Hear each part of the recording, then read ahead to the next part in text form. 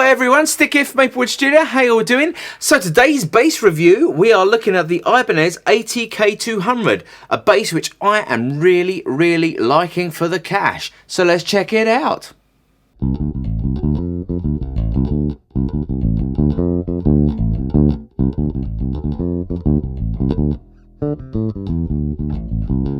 Ooh. Okay, so here we go. This is the ATK200.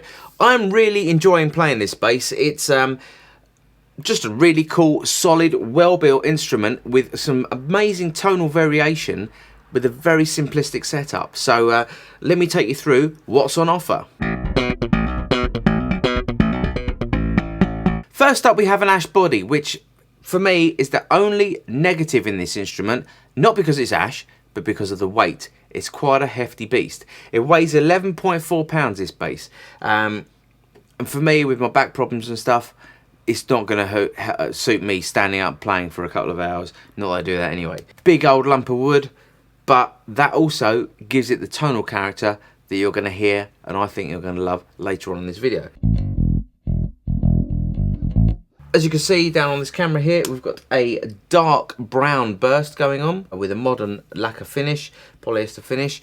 Black back, which you can also see on the back here. We have obviously the electronics cover, cavity cover, which is routed into the body, which I really like. I don't like the covers, plates and stuff that sit out off of the, or sit proud of the body. I just don't understand. I know it's helps keep costs down, but I don't understand why manufacturers don't route them all into the bodies.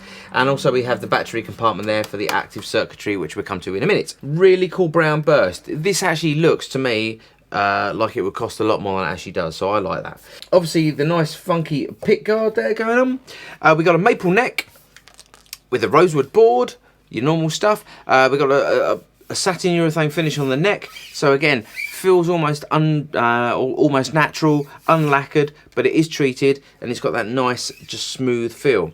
Neck joint is a 5-bolt neck joint. Let me point that out on that camera down there. So this neck's not budging one bit. Tuner wise, we've got Wilkinson machine heads. Let me get the label out of the way, which you can see on there. Nice and light. Reading the blurb on the bass, Ibanez say they've chosen to use these for weight relief on the headstocks to stop it dive bombing and stuff. Good, nice, sensible tuners, do the job, tune really well, and obviously they are light, hence the reason they are chosen. The yellow lacquered retro-y look on the headstock kind of looks a little bit lemony in the room, but I think they get away with it with the dark brown burst. I don't think you'd want it any darker or any sort of more funky colour on there, and I think natural also might look a little bit odd on the headstock, so I think that's probably going to be a personal taste thing. And again, nice simple logo on the headstock, you know, no stamping, no labels and all that kind of stuff, just says the brand, which I really like. Neck wise, we've got a 34-inch scale, 22 frets, medium frets. The nut is a 42mm nut, so it kind of, you know, it's got a nice chunky feel to it. And this is where Ibanez have gone a step away from their normal necks associated with them, because this is more like a P bass. It's really chunky. It's not a skinny neck by any means. Really nice to play, feels great in the hand, really like it. And again, the finish, as with all these sort of products, very high standard, no sharp bits on the neck at all, no frets popping out, all that kind of stuff. Truss rod adjustment is down by the little wheel here, which I think is great. It makes it very easy to adjust. You don't have to take screws off and all that kind of stuff. So that's the basics of the body. Now what you probably saw straight away is this massive chunky humbucker, which we will come to. But obviously that's sitting in this big metal plate bridge, which I kind of really like the look of. It just looks retro. And obviously it's going to add a certain tonal characteristic to the instrument. It gives it a nice bright sound, lots of attack, and obviously that again is harnessed with the string through body. So, you know, they're kind of getting every ounce of tone out of this instrument with the bridge construction and the strung through body setup, which is, yeah, really cool. And of course it makes stringing really easy to do as well. So this is Ibanez's own pickup. It's called the Cap Double Humbucker. So there's 2 stacked humbuckers in here. Now, with that and the three-way switching we've got going on down here, you're not getting three positions, obviously. You're getting three tonal characteristics out of this pickup, and they are described as neck, middle, bridge. But they're basically giving you those sort of three sounds or three very distinct tones. Nice and simple to use. And then of course we've got a 3-band active EQ, so active means the whole circuitry for the electronics. You need the battery, if you didn't know, 9-volt battery. No battery, no sound, no signal comes out.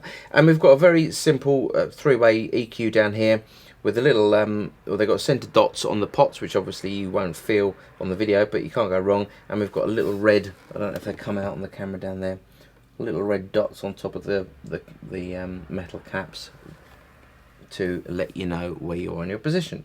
Treble, mid, bass. Let me give you some tonal flavours. As usual, we're recording this just going into the DBX DI box, the DB12 active DI box, where the signal split goes into an RME 5-phase-800, where we're just recording a clean DI signal, no production, no coloration going on at all. We've just got a limiter over the top to stop any sharp transients going through. And in the room I'm using the Ashdown EB220 cab just for fold back, and as a reference, this is a killer combo. Sorry, yeah, I said cab, it's a combo. Killer little amp, very affordable, and in fact this whole package you're looking at here is sub £600, so obviously not with the DBX box, but the bass combo and the bass itself sub £600, which I think is absolutely phenomenal. Yeah, it's wicked. Anyway, let's check it out. Okay, so for this Ibanez bass, we're going to do things a little bit different. I'm basically going to play a simple little scale pattern in a couple of positions, just running through the switching to give you an idea of the tonal variations we have on offer by this pickup. So, I mean, they're described as tonal options or sounds, if you like. So I'm just trying to really give you an idea of what the neck sounds like, what the middle sounds like, and what the bridge sounds like. EQ's all set flat, volume full. See what you think.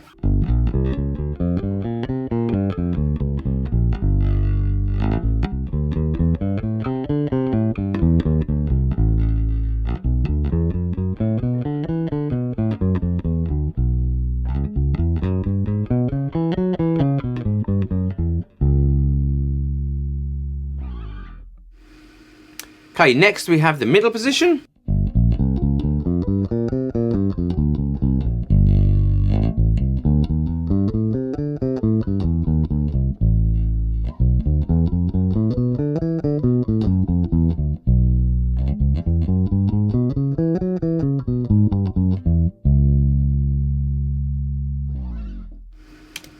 And finally, we have the neck position.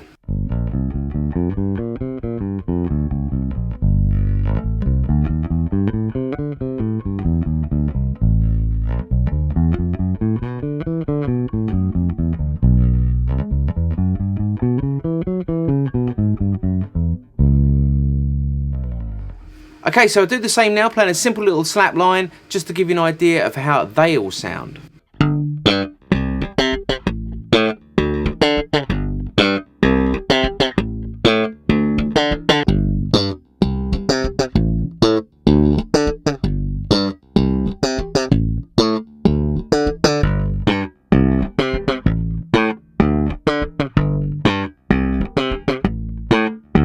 So let's check out this EQ now. So I'll play a simple scale thing again. Sorry, it's a bit boring for you guys, but it's not about the playing, it's about the instrument.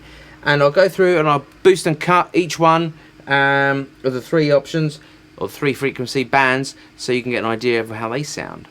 Moth.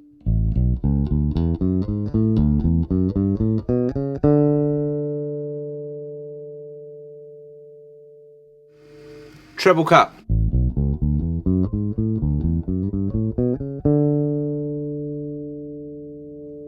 Treble boost.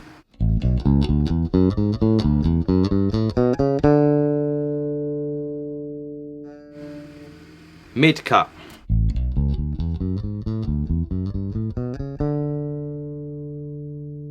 Mid boost.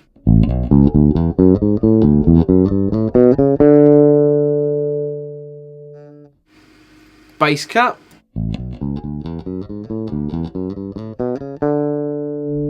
Bass boost. Okay, so there you go. That was the ATK200 from Ibanez. As usual, my playing is not very good at all, but the idea is to try and get the tones of the instrument across, and hopefully in the sound files you will hear the different tonal characteristics of the switching and how powerful and cool this EQ section really is.